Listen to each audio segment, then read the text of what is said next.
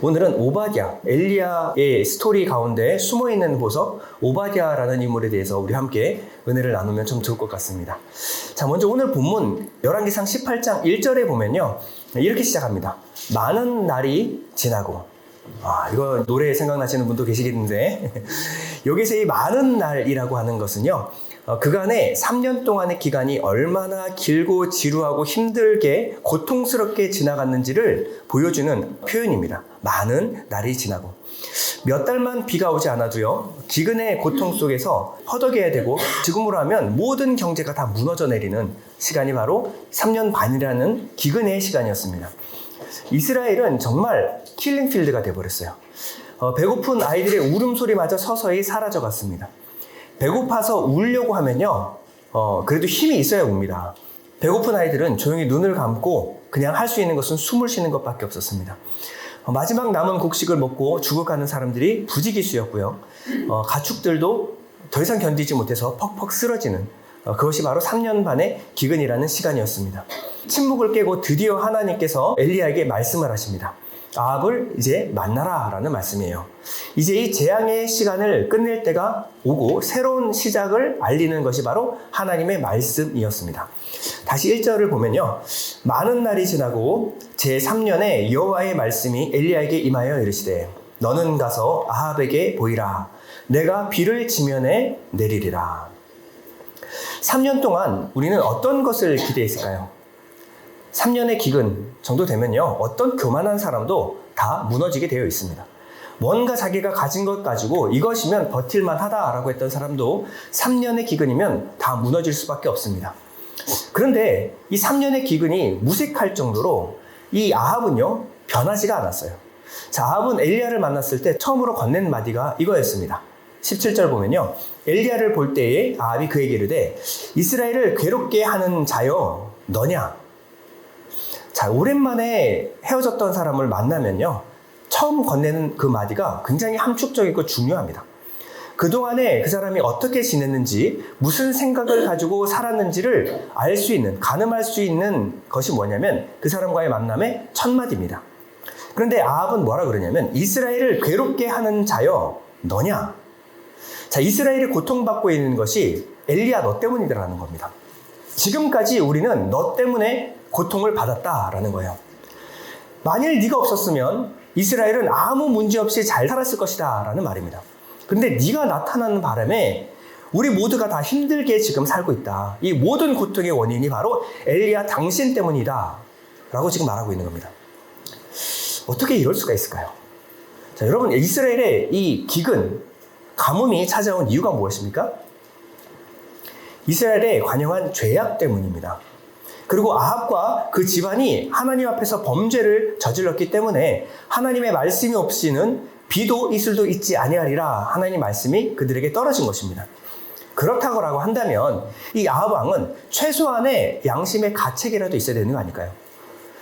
일말의 가책이라도 있어서 그렇지 내가 이만큼 죄를 지었지 라는 어떤 후회 정도는 있어야 되지 않을까요?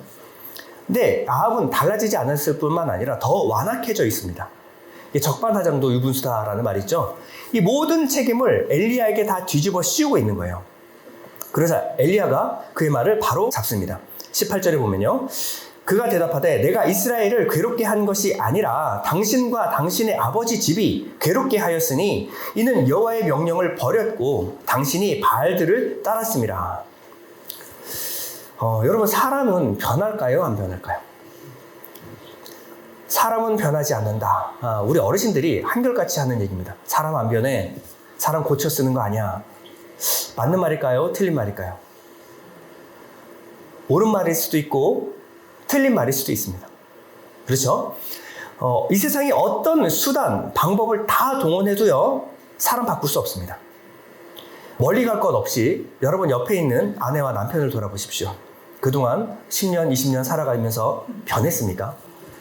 여러분들 잔소리에서 바뀔까요? 잔소리만 한 게 아니죠. 핏대 세워가면서 싸워도 보고 어떻게 당신은 그럴 수 있냐라는 이야기를 시작으로 해서 여러 가지 또 토론과 열띤 어떤 방법을 모색도 해보고, 그렇죠?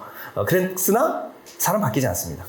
단 하나님의 특별한 은혜가 가입해야만 사람은 바뀝니다.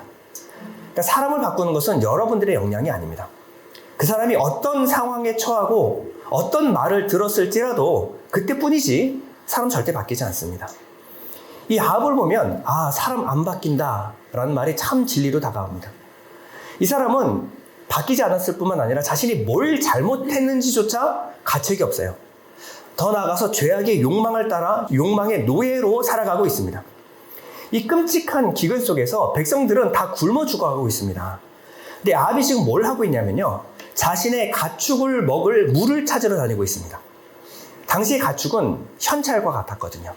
그러니까 자신의 재산을 지키느라 백성은 전혀 안중에도 없었습니다. 5절에 보면 아합이 오바댜에게 이르되 이 땅의 모든 물 근원과 모든 내로 가자. 혹시 꼴을 얻으리라. 그리하면 그럼 어떻게 해야 돼요? 백성들에게 이 물을 줘야 되지 않겠습니까? 근데 말과 노새를 살리리니 짐승을 다 잃지 않게 되리라. 지금 온통 관심은 자기 재산밖에 없는 겁니다. 세상에 이런 사람이 다 있을까요? 그렇죠? 자기 백성이 지금 굶어 죽어가는 상황에서 아합의 관심은 오직 자신의 가축, 자신의 재산밖에 관심이 없는 겁니다. 이 성경은요, 아합을 통해서 인간의 민낯을 생생하게 보여줍니다. 인간은 변하지 않는 존재다. 얼마나 교만하고 고집스러운지 이 3년 반의 기근이 무색할 정도로 인간은 절대 변하지 않는 존재이다. 심지어 그런 자신을 눈치채지도 못합니다. 자신이 뭐가 잘못인지, 내가 어떤 부분이 부족한 사람인지 사람은 전혀 몰라요. 내가 뭘 잘못했는지 잘 모릅니다. 이게 절망적이에요. 그래서 그렇게 막 싸우고 상처받으면 미안해, 그때뿐이에요. 그 자신의 기질은 변하지 않습니다. 원상태로 돌아가요. 출애굽할 당시 바로가 어땠습니까? 바로는 모세가 찾아가서 하나님의 말씀, 그 심판을 내립니다. 10가지로 내려요. 10가지. 10가지는 완전수입니다.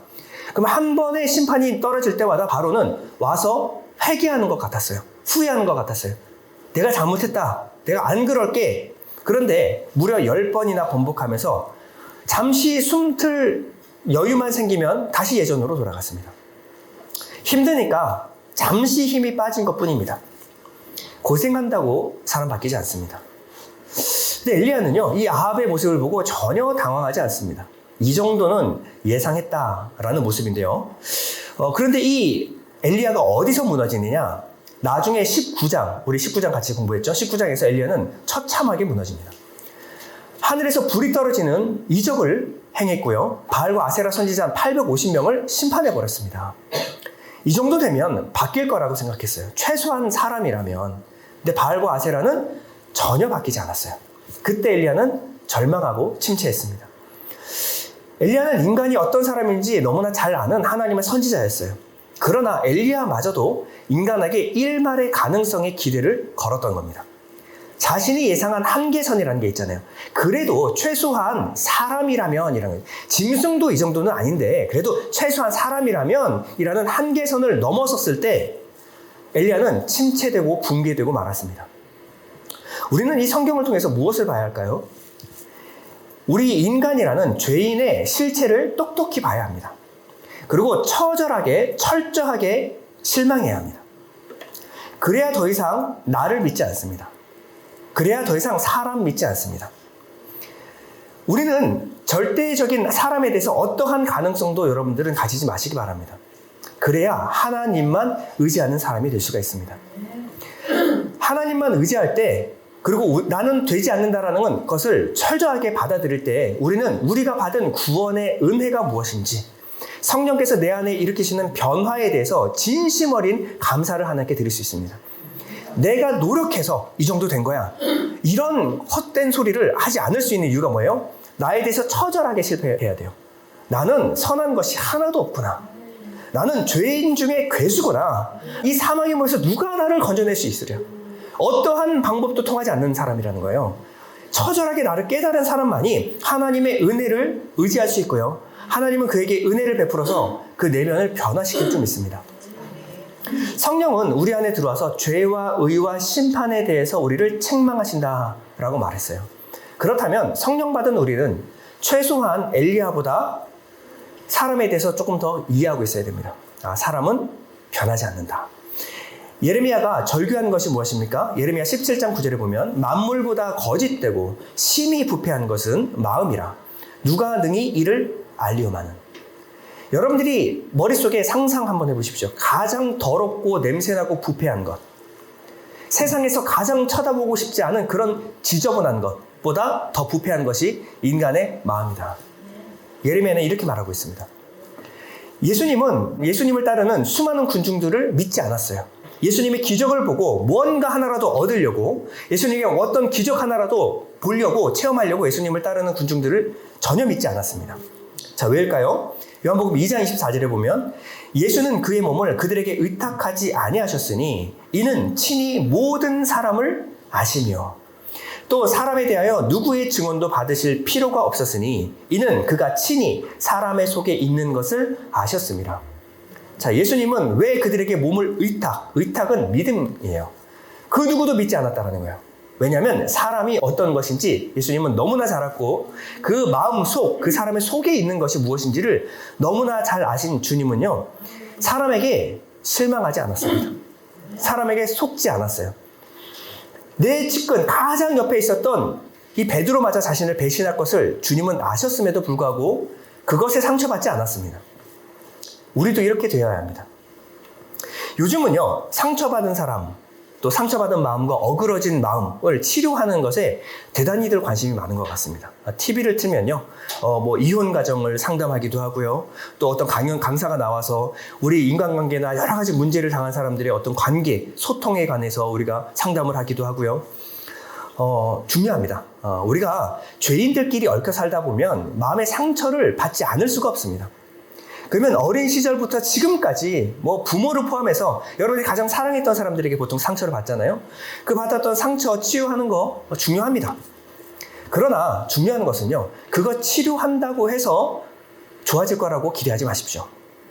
문제는 우리가 태어날 때부터 어떠한 상처를 누구한테 주고받기 전부터 우리의 마음은 이미 부패하고 썩었다라는 겁니다. 태어날 때부터 우리는 숯검댕이 같은 마음을 가지고 태어난다라는 거예요. 시편 51편 5절에 다윗은 이렇게 고백합니다. 내가 죄악 중에서 출생하였으며 어머니가 죄 중에서 나를 잉태하였나이다.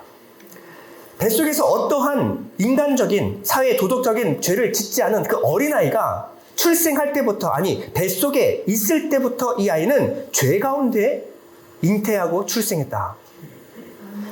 이것이 다윗이 자신과 사람을 바라보는 탁월한 통찰력입니다. 성경은요, 우리를 뭐라 그러냐면 전혀 가능성 없는 죄의 덩어리라고 말하고 있습니다. 자, 이게 치료가 될 수 있을까요? 상담으로 치료가 될까요? 사람을 바꿀 수 있는 그 방법이 있을까요?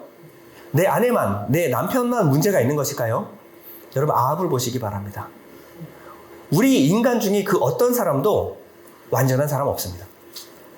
자, 우리가 죄인으로 태어나서 죄 가운데 살아가는 죄인이라고 한다면, 그리고 타락한 이 세상 가운데 살아간다 하면 우리 중에 어떠한 사람도 온전할 수 없는 게 당연한 거 아닙니까? 아니, 아무리 성령을 받았다라고 할지라도, 아니 살아가는 세상이 이렇게 부패하고 타락했는데 이 가운데 살아가는 우리가 어떻게 온전해질 수가 있습니까? 그건 불가능한 거 아닙니까? 성경은요, 온전해질 수 있다라고 말합니다. 어떻게 그럴 수가 있을까요? 그 증거가 무엇입니까? 바로 오늘 인물 오바댜입니다. 이 오바댜는요, 굉장히 흥미로운 인물입니다. 자, 오늘 본문의 문맥을 보면요, 문맥이 한번 툭 하고 끊기는 것을 여러분들이 볼 수가 있습니다. 자, 보면 3절 중반에서 바로 5절로 넘어가면 문맥이 아주 자연스럽게 연결이 되는데요. 자, 다시 말해서 3절 보면요, 아합이 왕궁 맡은 자 오바댜를 불렀으니, 그리고 바로 이어서 5절로 아합이 오바댜에게 이르되 이 땅의 모든 물근원과 모든 내로 가자, 혹시 꼴을 얻으리라. 그리하면 말과 노새를 살리리니 짐승을 다 잃지 않게 되리라. 자, 이 둘의 대화가 너무나 자연스럽게 이어지지 않습니까?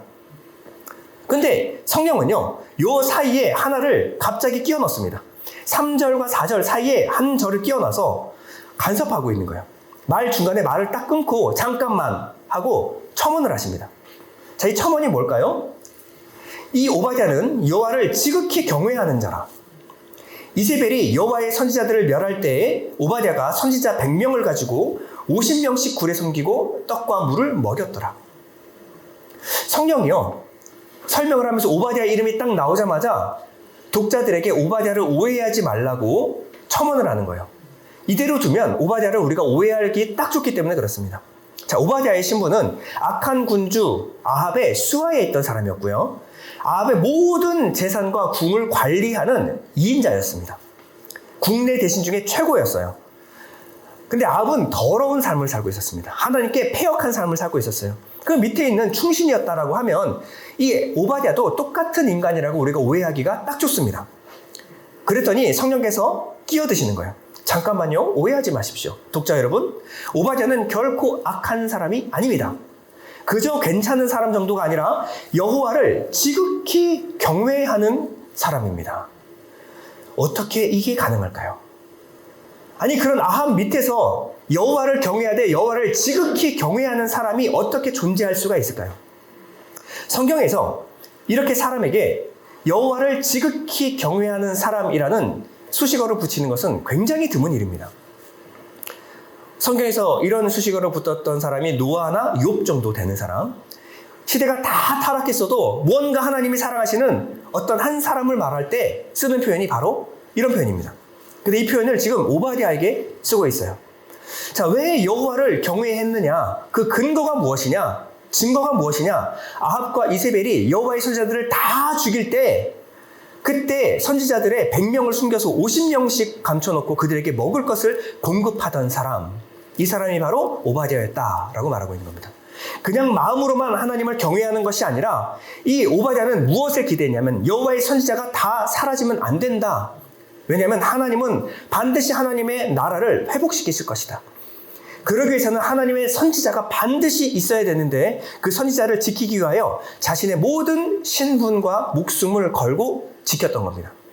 이 오바댜는 하나님 나라의 회복을 기다리고 소망하던 사람이었어요. 자, 오바댜의 인물에 대해서 한번 좀 우리가 살펴보면 오바댜의 이름은 무엇이냐?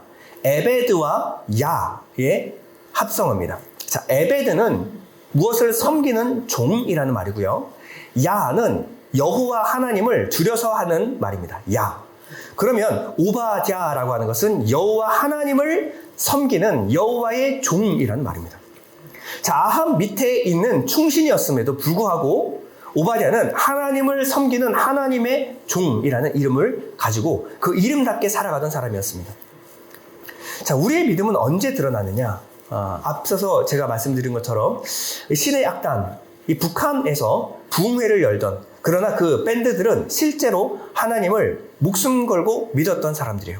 근데 그 사람들을 잡아가지고 데려왔죠. 그래서 그들은 죽는구나라고 생각을 했어요. 근데 떨어진 지령이 뭐냐면 2억 달러를 벌기 위해서는 북한에서 부흥회를 열어야 된다는 겁니다. 그래서 남한에서 하는 것처럼 부흥회를, 흉내를 제대로 한번 내라. 그들은 너무 좋았죠. 숨어서 성경 읽다가, 숨어서 찬양하다가 공개적으로 당에서 찬양을 하고 부흥회를 하라고 하니 얼마나 기뻤겠습니까? 예수만 믿으면 끌려가서 죽는 그 시대에 그 믿음을 지켜내는 사람이 있었다라는 겁니다. 지금의 북한 교회도요. 제가 예전에 북한 선교라는 과목을 배울 때 순교를 당하는 현장에 동영상으로 찍어서 그것을 보여주는데 발버둥 치는 사람이 아무도 없어요. 머리에다가 하나씩 두건을 쓰고요. 앞이 보이지 않는데도 불구하고 나무에다 묶여서 찬송가를 부릅니다. 찬송가를 불러요. 이 신의 악단에서는 고통의 멍에 벗으려고 예수께로 나갑니다. 자유와 기쁨 베푸시는 주께로 옵니다. 이 찬송가를 부르는 거예요. 지금 당장 이제 죽기 바로 일보 직전인데, 그러면요, 총 받들어! 이제 그 다음 쏴만 남았거든요. 그러면 그때부터 주야로 외치기 시작합니다. 그러면 총을 쏘고 그 자리에서 그냥 즉사해요. 아니, 어떻게 이렇게 마지막 죽음의 순간에 자신의 믿음을 지킬 수 있을까? 저는 어떠한 설교보다 너무나 충격적이었어요. 그들이 하나님 앞에서, 그리고 사람 앞에서 자신의 믿음을 지켜내는 모습을 보면서 내가 갖고 있는 것이 진짜 저 사람들이 갖고 있는 그 믿음이 맞나? 라는 생각이 들 정도였습니다. 여러분, 우리의 믿음이 언제 드러나느냐? 여러분 안에 있는 믿음이 고난의 때에 드러나게 되어 있습니다. 이 오바댜는 고난의 때에 아합과 뚜렷한 대조를 이루는데요. 아합은요, 말과 노새를 지키기 위해서, 자신의 재산을 지키기 위해서 열심히 돌아다닙니다. 이 사람은 돈에 목숨 건 사람이었어요. 이 어려운 시기에 나를 지킬 수 있는 것은 돈밖에 없다라는 생각입니다. 아합의 인생의 목적은 돈이었어요. 아합은 어떤 사람이냐? 열정적인 사람이었습니다. 이 나라의 물의 근원을 다 뒤져서라도 자신의 재산을 지켜내고야 말겠다라는 겁니다. 근데 이 열정이 방향이 잘못된 것뿐입니다. 성경은 이 아합의 실체를 똑똑하게 폭로하시죠. 그런데 이 오바댜는 아합과 정말로 선명하게 대조가 되는 인물로 소개가 되고 있습니다. 오바댜의 목적은 돈이 아니었습니다. 하나님 나라의 회복이었어요. 거기에 자신의 목숨을 걸었습니다. 동일했던 것은 열정이었어요. 그런데 그 열정의 방향이 정반대였습니다. 성령께서 우리에게 임할 때 나타나는 분명한 증거가 무엇이냐? 우리가 살아가는 이유, 목적이 또렷해진다는 겁니다. 그 이유를 위해서라면 살기도 하고 죽기도 하겠습니다. 무조건 죽는 게 좋은 게 아닙니다. 하나님의 선지자를 지키기 위해서는 지금 오바댜가 있어야 돼요. 그에게 먹을 양식을 공급하기 위해서는 오바댜가 그 궁궐에 있어야만 합니다. 오바댜는 자신이 살아있는 목적이 무엇이냐? 하나님 나라의 회복을 내가 보고야 말겠다. 그걸 위해서 오바댜는 살아야 했습니다. 성령이 임하실 때 어떤 일이 일어나는가? 사도행전 2장 17절에 보면 하나님이 말씀하시기를 말세에 내가 내 영을 모든 육체에 부어주리니 너희의 자녀들은 예언할 것이요 너희의 젊은이들은 환상을 보고 너희의 늙은이들은 꿈을 꾸리라. 자, 성령 받으면 어떤 일이 일어나느냐? 꿈을 꾼다라는 거예요. 나이와 상관없이 인생의 목적이 분명해진다라는 겁니다. 성령 충만한 사람은 나이와 상관없이 청년입니다. 성령이 주시는 꿈을 꾸기 시작하면요, 내가 왜 살고 왜 죽는지에 대한 이유가 분명해지면 죽음이 두렵지 않고 살아가는 삶의 인생이 또렷해지고 선명해집니다. 아합의 최측근이라고 한다면 부패한 사람일 줄 알았어요. 엘리야도 오해했습니다. 그래서 엘리야가 오바댜를 어떻게 오해하느냐? 7절에 보면 오바댜가 길에 있을 때 엘리야가 그를 만난지라 그가 알아보고 엎드려 말하되 내 주 엘리야여 당신이니까. 그가 그에게 대답하되 그러하다. 가서 내 주에게 말하기를 엘리야가 여기 있다 하라. 자, 엘리야는 차갑게 말합니다. 내가 왜 네 주이냐? 자, 오바댜가 엘리야를 보자 내 주여라고 말했어요. 당신이십니까? 그랬대 네가 무슨 나한테 주라고 얘기를 하고 있는데 네 주인한테 가서 말해. 엘리야가 여기 있다라고. 이 말을 다 듣고 오바댜가 말합니다. 오바댜가 길게 자신에 대해서 설명을 하는데 그 대답의 핵심은 이거였습니다. 저는 당신과 같이 여호와를 경외하는 사람입니다. 그리고 당신과 같이 이스라엘의 회복과 부흥을 위하여 목숨 걸고 지금 살아가고 있는 사람입니다. 저는 그때까지 살아야 합니다. 제가 죽으면 제 뒤에 있는 100명의 선지자가 함께 굶어 죽을 수밖에 없습니다. 그렇기 때문에 저는 살아야 합니다. 살아서 당신을 통하여 일하시는 하나님의 부흥과 그리고 회복의 역사를 반드시 보고 싶습니다. 그러자 엘리야가 태도가 바뀌기 시작했어요. 15절에 엘리야가 이르되 내가 섬기는 만군의 여호와께서 살아계심을 두고 맹세하노니 내가 오늘 아합에게 보이리라. 엘리야의 말은 이겁니다. 내가 지금 당신께 드리는 말은 제가 지어낸 말이 아닙니다. 하나님이 내게 하시는 말씀입니다. 그러니 바뀌지 않을 거예요. 아합에게 내가 여기 있다라고 말씀하십시오. 당신은 죽지 않고 하나님이 행하시는 놀라운 일을 보게 될 것입니다. 엘리야는 놀랐을 거예요. 어떻게 아합의 측근이에서 저런 능력이 있는 사람이 나올 수 있을까? 이상한 질문 하나 드릴게요. 엘리야의 영성이 한 수 위일까요? 오바댜의 영성이 한 수 위일까요? 누구의 영성이 한 수 위일까요? 이상한 질문입니다만 오바댜의 신앙을 이해하기 위해서는 이것이 반드시 필요합니다. 엘리야도 믿음의 사람이었어요. 목숨을 걸고 하나님 앞에서 하나님의 일을 하던 사람이었습니다. 그러나 하나님은 엘리야를 숨겨서 그리 시냇가로 숨기셨어요. 사르밧 과부의 집에서 숨겨 놓으셨습니다. 엘리야는 거기서 자신의 믿음을 지키기가 어렵지 않았어요. 기다림의 연속이었지만 그리 어렵지 않았습니다. 그러나 오바댜는 그 3년 반 동안 아합의 밑에 있었어야만 했습니다. 이 선지자를 지키기 위해서는요, 정말 많은 인내와 눈물이 필요했을 것입니다. 여러분, 이 시대는 어떤 사람이 필요할까요? 두 사람 다 필요합니다.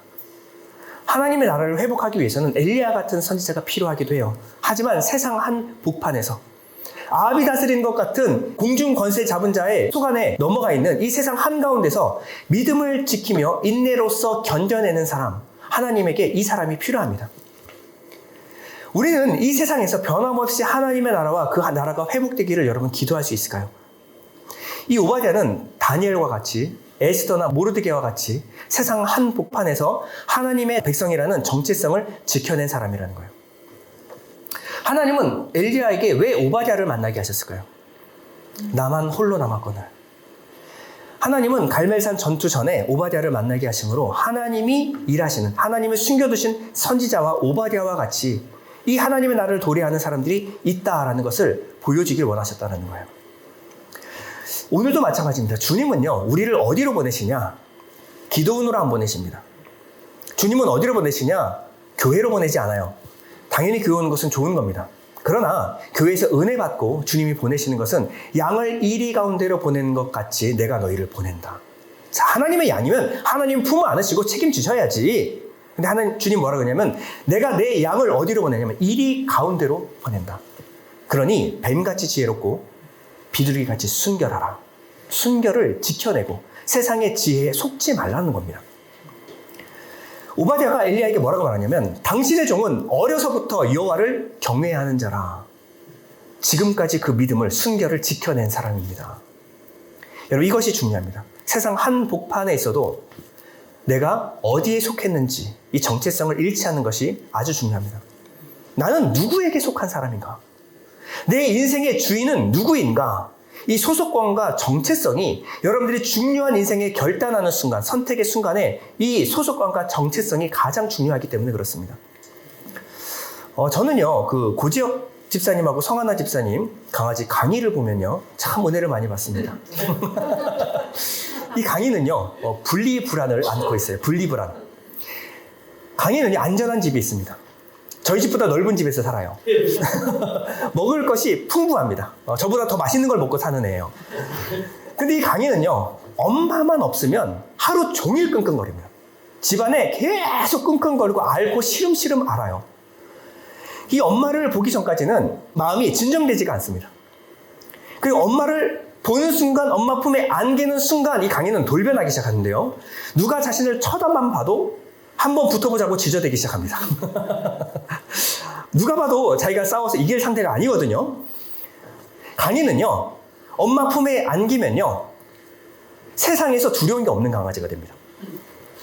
그러면서 저는 생각했습니다. 야, 목사라는 사람이 강희보다 믿음이 적구나. 우리는 주님의 양입니다.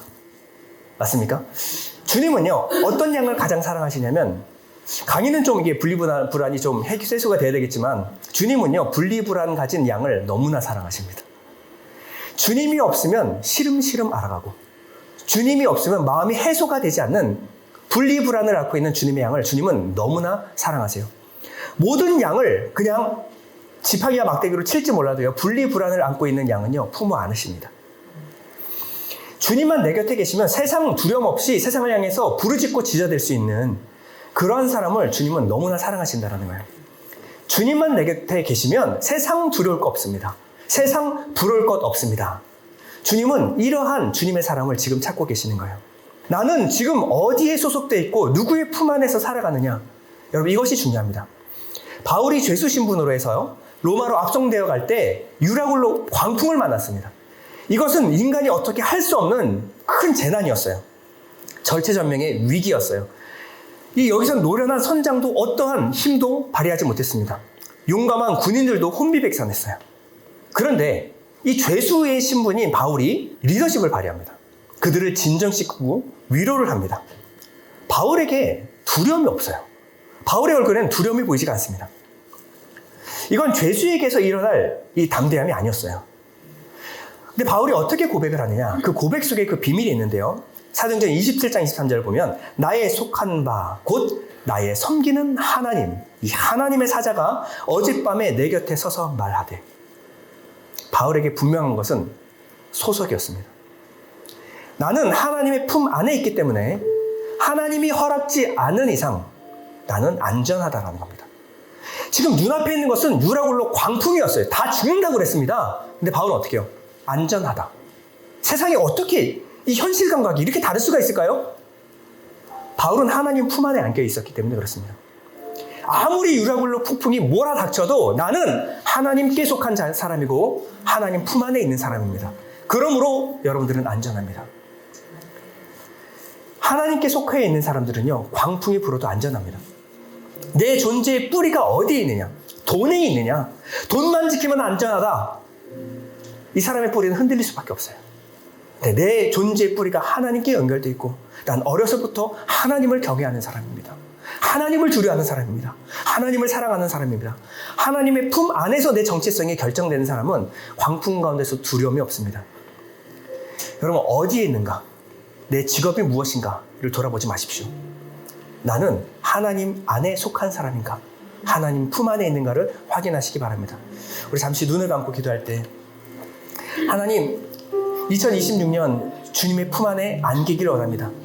세상 사람들이 아무리 두렵고 무섭다라고 할지라도, 이 경제적인 것들이 너무나 불안하다고 할지라도, 하나님, 나는 항상 하나님 품 안에 있는 사람입니다. 그러므로 두렵지 않습니다. 하나님 나를 지키고 보호하심을 믿습니다.